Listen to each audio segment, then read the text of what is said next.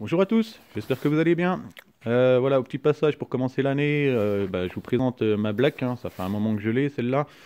C'est une 1979 avec laquelle j'ai participé à la Ronde des Brigands. C'est une course de 24 heures sur route fermée, c'est en 2017.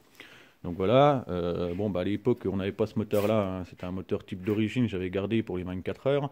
Donc là actuellement, là on a un moteur de 65 cc de chez Malossi avec une culasse Polini et puis un vario modifié. Voilà. Donc tout simplement, et puis au niveau pot, j'ai un pot type à pompe, là j'ai une colle. Voilà. Donc ça c'était la petite parenthèse. Bon, oui, effectivement, pour certains qui ont pu voir hier, j'ai mis deux vidéos qui montrent ce type de scooter. Donc le scooter, c'est un Gilera DNA, voilà.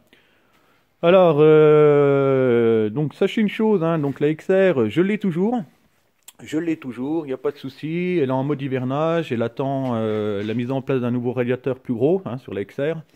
Qu'est-ce qu'elle attend d'autre la contrôle du moteur au niveau de la coupe du segment, vu que j'ai fait déjà 1000 bornes, je voudrais voir un peu si la coupe elle est encore correcte, pas trop large. Et puis voilà, juste une simple révision quoi. Donc je reviens sur le Gilera DNA. Donc c'est un modèle de 2001. Pourquoi j'ai acheté ça? Ben tout simplement pourquoi je me retrouve avec ça. Oui. Ma fille va passer son BSR cette année. Le monde de la meub, c'est pas son truc du tout. Elle, c'est plutôt les scooters. Donc voilà. Alors je me suis mis à rechercher un scooter. Bon, moi à l'époque j'avais un Typhoon Piaggio sur lequel on avait des roues de 12 pouces. Et puis bon, ça allait pas trop mal, mais c'était vraiment casse-gueule. Donc je me suis rappelé que à l'époque ils avaient ressorti un drôle de scooter, donc un genre de moto-scooter, donc un cadre de moto là, comme vous pouvez le voir là. Donc c'est un berceau, hein. Voilà, berceau, le berceau arrière, tout soudé. Ça c'est tout en acier, hein. Malheureusement ils auraient dû faire ça en alu, ça aurait été top. Avec le moteur de Piaggio hein, derrière, un type Piaggio qu'ils ont mis là-dessus quoi. Donc là l'avantage, la particularité de celui-là, l'avantage c'est que on retrouve une fourche hydraulique type moto devant, hein. La dimension des roues, les scooters habituellement c'est du 12 pouces, là c'est du 14. Donc déjà des plus grosses roues, donc une meilleure stabilité. Niveau moteur, donc ça on a le moteur d'origine, hein. Quand je l'ai acheté, il y avait ce moteur là dessus, hein, moteur d'origine, refroidissement liquide. Normalement il y a un radiateur, mais là pour le moment il n'y est pas, hein. Donc pour ceux qui ont pu voir les essais hier, c'était sans radiateur, hein. Ça, je sais que c'est pas très bien, mais ça je m'en fous, parce que ce moteur là il va gicler, hein. Donc je sais pas combien de kilomètres exactement il a, en sachant que sur le compteur il y avait 2270 kilomètres. Donc ça se trouve le compteur il marchait plus depuis un moment et puis le moteur ça se trouve il a déjà 10 000 kilomètres. Ça on verra lors du démontage quoi.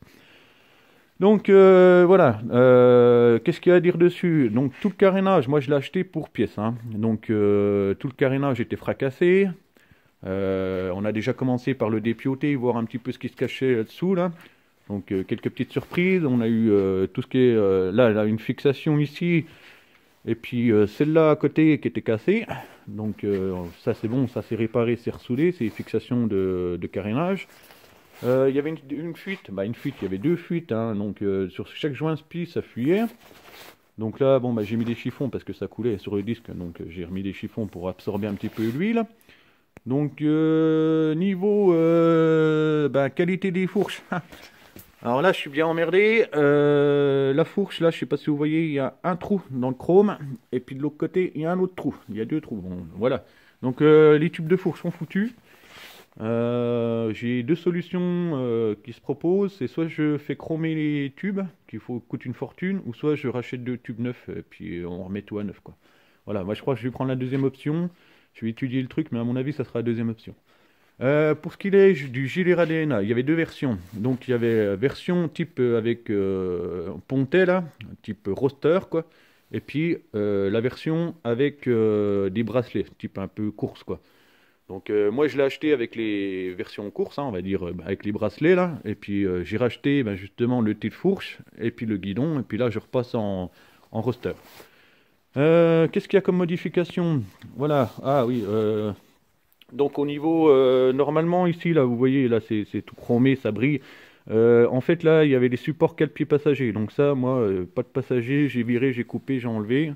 Derrière, pareil, il y avait une genre de patte qui redescendait comme ça permettait d'attraper le scooter pour le mettre sur la béquille.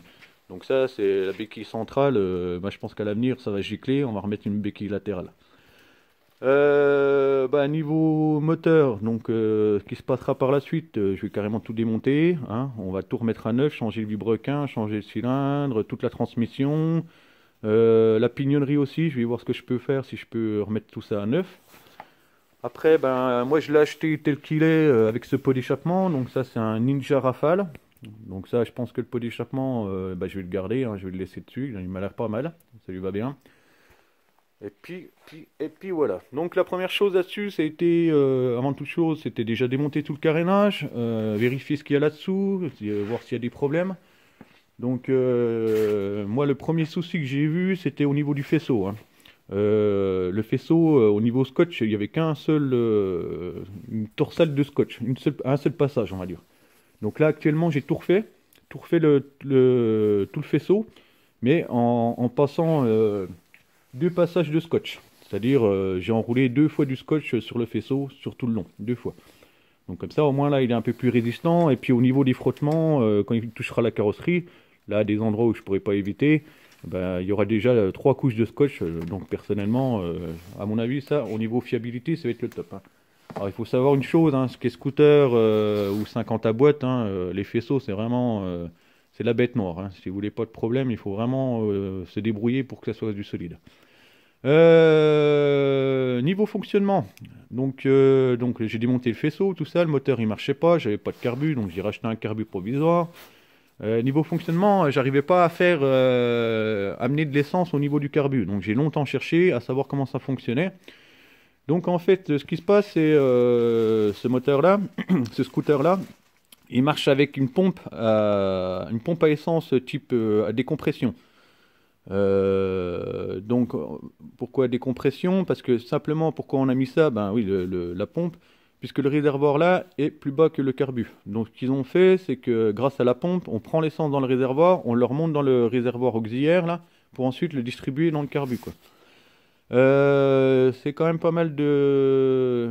Ouais, ça me paraissait un petit peu bizarroïde comme système, mais bon, je crois qu'ils n'avaient pas trop la solution à l'époque. Ou alors, mis à part, mettre directement une pompe à essence pour alimenter d'ici jusque là. Et puis après, ben voilà, je pense que ça aurait été pareil. Ouais, de toute façon, ça revenait au même, quoi. Donc le fonctionnement, c'est tout simple, hein. Au début, c'est un petit peu bâtard, hein, quand on connaît pas trop, mais après, une fois qu'on a bien compris, c'est logique, hein. Donc là, en fait, on a ce tuyau-là qui prend la décompression du carter au niveau en dessous du clapet, là.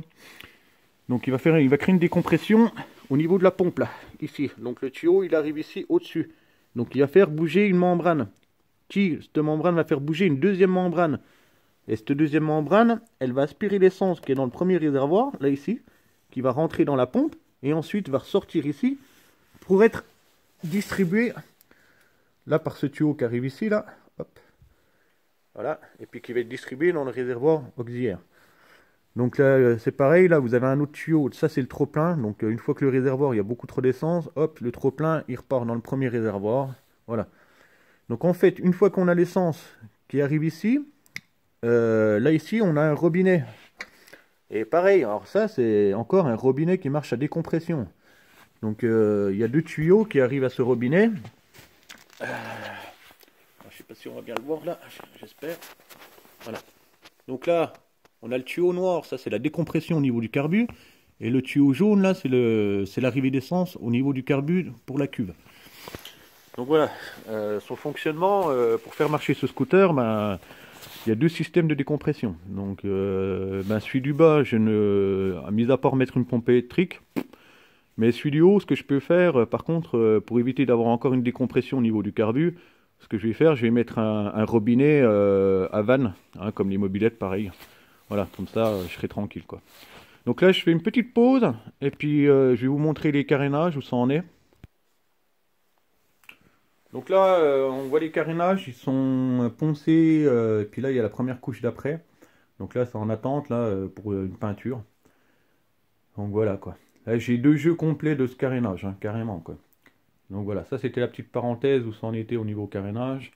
Donc tout était cassé, hein. Il y avait des fissures partout, il y avait des trous. On voit vraiment que le scooter, c'est limite, ils ont fait du cross avec, hein. Donc voilà. Ouais, ça c'est une chose de fait. J'ai passé beaucoup de temps, hein, à tout réparer, à remettre ça en état. Donc voilà. Ah, nous revoilà de nouveau à l'atelier. Donc ben, pour finir cette vidéo, je vais sur les prochaines. La partie cadre va être démontée complètement. On va enlever tout ça, tout le réservoir, le moteur, le cadre, on va l'envoyer en peinture aussi, quoi. On va le refaire. Ben, après, ben, au niveau des fourches, comme je vous ai dit, hein, il faut que je les rechange. Par contre, je pense que la prochaine vidéo, ben, on s'en fout de la peinture, hein. On va parler plutôt mécanique. Je pense que la prochaine vidéo, ça va être le démontage complet du moteur. Et puis ensuite, ben, les présentations des nouvelles pièces. Et puis ensuite, le remontage du moteur. Et puis, ben, une fois qu'il y aura le carénage, le cadre peint, tout remonté, on fera des vidéos sur la route, quoi. Voilà, ben, sur ce, j'espère que cette vidéo a été intéressante. C'est vrai que ça change des mobylettes. Bon, je sais qu'autour de moi, j'ai des potes qui ont de la mobilette et qui ont aussi des scooters ou qui ont connu des scooters. Donc voilà, je me suis dit, on sait jamais si ça peut intéresser les personnes. C'est vrai que les moteurs Piaggio, bon, c'est des bons moteurs, mais on voit beaucoup de type Aerox ou de Biwiz, Booster, mais du Piaggio démonté pièce par pièce, tout en expliquant comment on démonte, comment on révise une pompe ou quoi que ce soit, là, on n'en trouve pas beaucoup, quoi. Donc c'est pour ça que j'en profite, ben, ça peut servir à d'autres personnes d'apprendre un petit peu la mécanique sur ces modèles-là, quoi. Voilà, ben, sur ce, bonne continuation et puis à très bientôt. Salut!